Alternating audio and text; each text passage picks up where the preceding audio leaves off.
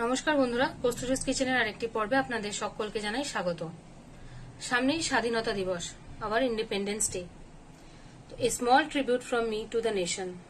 আজ আমরা করব ট্রাই কালার পুডিং। চলুন এটা কিভাবে করতে হয় আমরা দেখে নিই।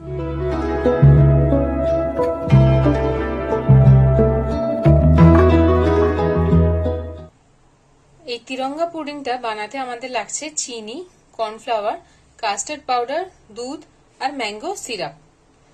কাস্টার্ড পাউডারটা কিন্তু প্যাকেটে কিনতেই পাওয়া যায়। তো এইটা কালারটা এখন আপনি যা দেখছেন এটাকে কিন্তু জল দিলে অরেঞ্জ কালার হয়ে যাবে। আর এটা ম্যাঙ্গো সিরাপ, এটাও আমরা ইউজ করব যেহেতু আমরা তিরঙ্গা কালারের বানাবো। তাহলে চলুন চলে যাই পরবর্তী স্টেপে। এখানে আমি নর্মাল টেম্পারেচারে দুধ নিয়ে নিয়েছি আর কাস্টার্ড পাউডার নিয়েছি 3 চামচ। এইবার এটা আমরা এতে দিয়ে দেবো। গরম জলে কিন্তু কাস্টার্ডটা গোলা যায় না, সেটাতে ডালা পাকিয়ে যায়। তো সেই জন্য ঠান্ডা জলেই কাস্টার্ডটাকে গুলে রেখে দিতে হবে। এটা ভ্যানিলা কাস্টার্ড, এগুলো ইজিলি কিন্তু পাওয়া যায়, এখন সবাই এটা ব্যবহার করে। তো এইটাকে আগে প্রথমে গুলে আমরা রেখে দিচ্ছি। তো এখানে ভালো করে আমি কাস্টার্ড পাউডারটাকে গুলে রেখে দিয়েছি। আচ্ছা, এ তো আপনারা সবাই জানেন যে কর্নফ্লাওয়ারকে ঠান্ডা জলে গুলতে হয়, কিন্তু আমি সেটাই এখানে ঠান্ডা জলে না গুলে ঠান্ডা দুধেতেই গুলছি, মানে নর্মাল টেম্পারেচার যে দুধ তাতেই আমি এবার গুলে নেব। অল্প অল্প করে এতে দেব আর ভালো করে মিশিয়ে নেব।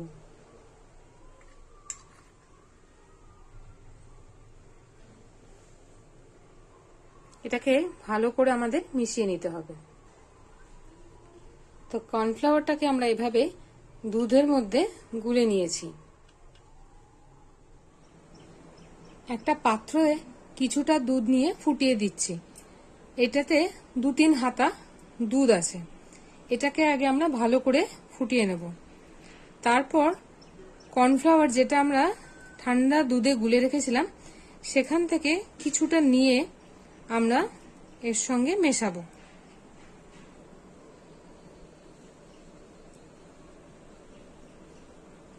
এখান থেকে অল্প করে মেশাতে থাকবো আর এটাকে ধীরে ধীরে নাড়তে থাকবো।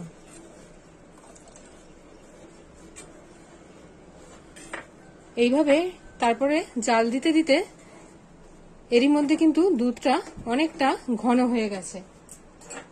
এই সময় এর মধ্যে দিয়ে দেবো 1 চামচ চিনি। চিনিটাও এর সঙ্গে ভালো করে মিশিয়ে ফুটিয়ে নেব।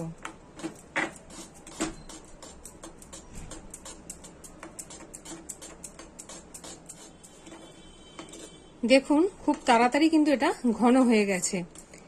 এর মধ্যে এবার যে ম্যাঙ্গো সিরাপটা আমরা নিয়েছিলাম সেটা দিয়ে দেব। এটা কাঁচা আমের ম্যাঙ্গো সিরাপ। এটা আমরা এর সঙ্গে পরিমাণ মতো নিয়ে মিশিয়ে দেব একটা সবুজ কালার আসা পর্যন্ত।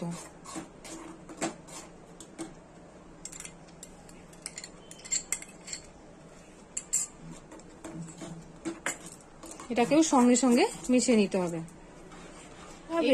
এইভাবে আমরা যে ম্যাঙ্গো সিরাপটা দিয়েছিলাম সেটা তাড়াতাড়ি করে ভালো করে মিশিয়ে নিতে হবে। এবারে গ্যাস বন্ধ করে দিয়ে এটা সেট হওয়ার জন্য রাখতে হবে। যেই পাত্রতে এটা বসাবেন সেই পাত্রতেই প্রথমে রেডি করে নিতে হবে, তারপর এর মধ্যে আস্তে আস্তে দিয়ে দিতে হবে। প্রথমেই আমরা নিচে সবুজ কালারের যে পুডিংটা বানিয়েছি সেটাকে আগে দিয়ে দেব।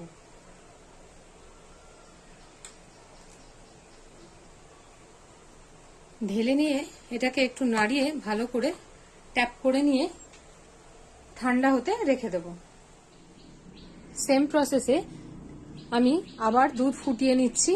এবারে এর মধ্যে দিয়ে দেবো 2 চামচ চিনি। তবে এটাতে অন্য কিছু মেশাবো না, এটা আমরা সাদাই রাখবো। তো ওই জন্য এতে দিয়ে দিচ্ছি 2 চামচ চিনি। এটাকে ভালো করে একটু মিশিয়ে নেব।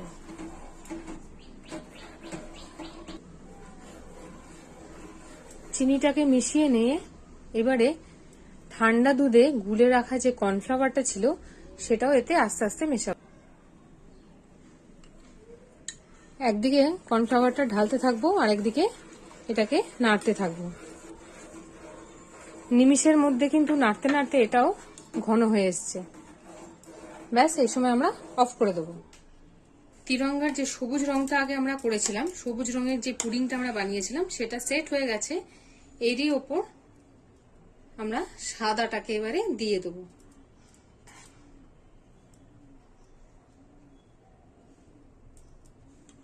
আস্তে আস্তে করে এটাকে দিয়ে, এবার এই সাদা কালারটা দিয়ে দেওয়ার পরেও এবারে সেট হতে, ঠান্ডা হতে কিছুক্ষণ আমরা রেখে দেবো।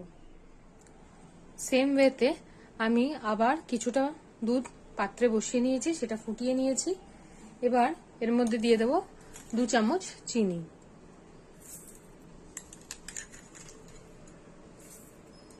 এটাকেও ভালো করে মিশিয়ে দেবো।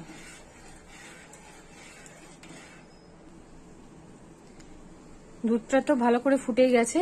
এবারে ঠান্ডা দুধের মধ্যে যে কাস্টার্ডটা আমরা গুলে রেখেছিলাম সেটাও এক হাতে মেশাবো, এক হাতে ঢালবো আর এক হাতে মেশাতে থাকবো।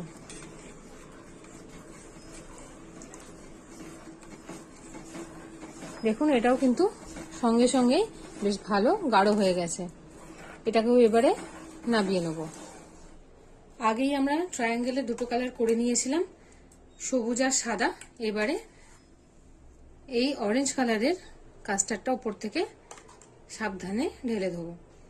বাকি দুটো কালার কিন্তু জমে গেছে আমাদের কাস্টার্ডটা। এইবারে এইটা আমরা আস্তে আস্তে চারিদিকে ভালো করে স্প্রেড করে ঢেলে দেবো।